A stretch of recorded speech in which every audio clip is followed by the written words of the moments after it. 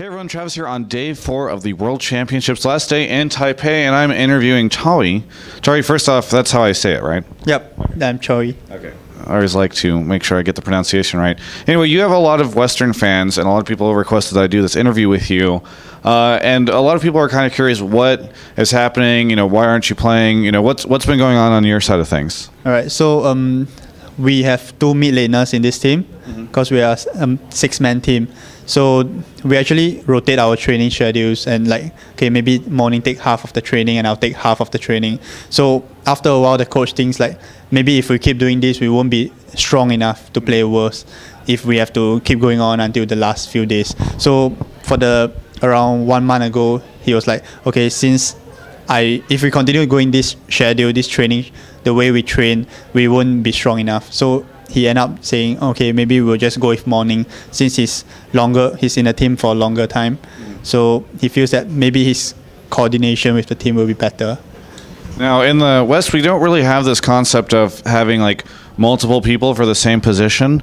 What is kind of the reasoning behind having multiple mid laners or multiple in any role? I feel it's because when they took me into the team, they feel that maybe the TPA then wasn't strong enough. Yeah. We already swapped some roles here and there.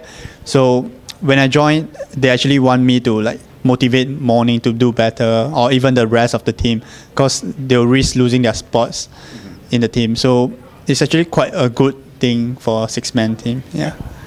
So what does the future hold for you now? Unfortunately, that the team is out of Worlds. What is next for you?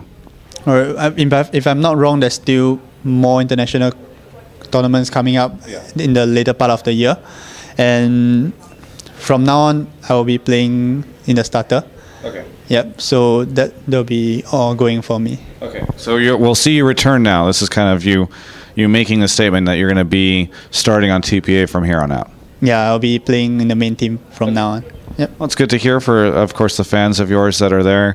Any thoughts on just the team's performance at Worlds and why you guys weren't able to make it past the group stage?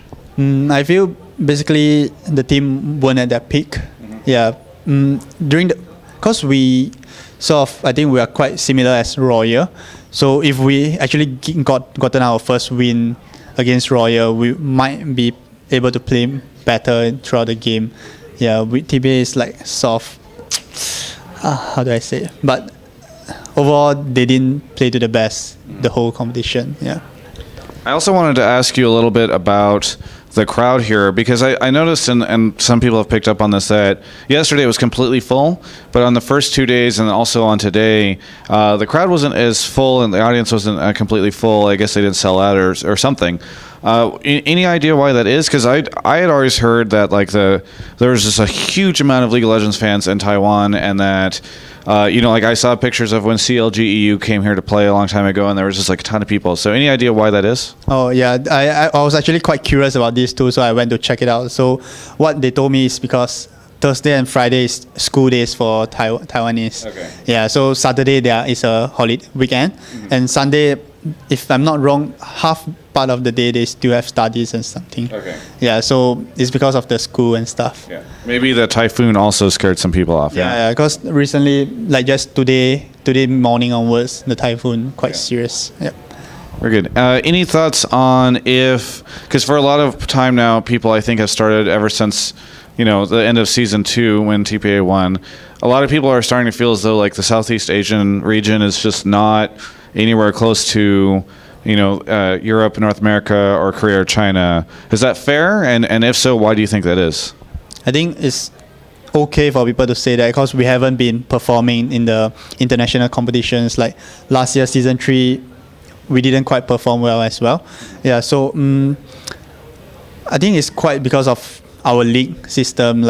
For the Koreans, the LCS, the China League, they actually have teams who can compete well with each other. So everyone would keep getting stronger and stronger together. But for GPL, I would say there's only 1 or 2 stronger teams, or 3. So the rest are not so strong. So when we keep playing our league, we don't really improve much. Yep. Do you think that there's anything that could be any changes that could be made to the GPL, or anything that Riot or somebody could do to help out the region to sort of bolster it up a bit? If I'm not wrong, Garena is already doing something about it. So the next GPL will be much tougher, and it will make our region stronger. Okay. Yep. Cool. But do we know the details of that, or is that just sort of like something they've mentioned? It's something they have mentioned, but I don't think I can say it yet. Cool. Yep. All right, that's fair. That's fair. We'll just have to see what the news is. But anyway, anything that you want to say to any of your fans in the West? I want to thank everyone for always supporting me all these years. And even though I haven't been able to play on the world stage before, and I really hope to play on the world stage. I hopefully season 5 will be the year I play on the world stage and perform and show what I'm made of. All right, and I'm really thankful for everyone for always supporting me. Thank you. Thank you so much for the interview. I really appreciate it. It's good to talk to you, and good to see you here at the event for sure. We'll have to see what the next year holds for you and the GPL. For everyone else, you can check out the rest of our coverage of all things Worlds at ongamers.com.